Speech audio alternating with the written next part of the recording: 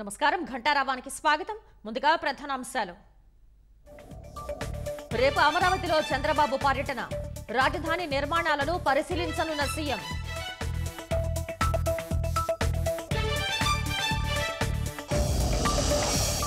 వైకాపాకు పని, ప్రభుత్వం నుంచి లక్షల్లో జీతాలు, పలు శాఖల్లో పొరుగు సేవల పేరిట అక్రమాల గుట్టు రట్టు.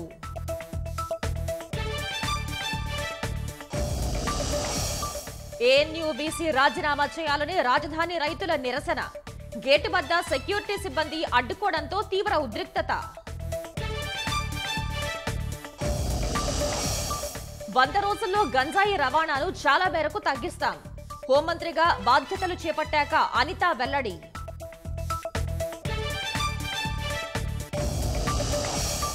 కేజ్రీవాల్ కు జూలై 3 వరకు జ్యుడిషియల్ కస్టడీ పొడిగింపు, ఢిల్లీ మద్యం కేసులో రౌస్ అవెన్యూ కోర్టు ఉత్తర్వులు.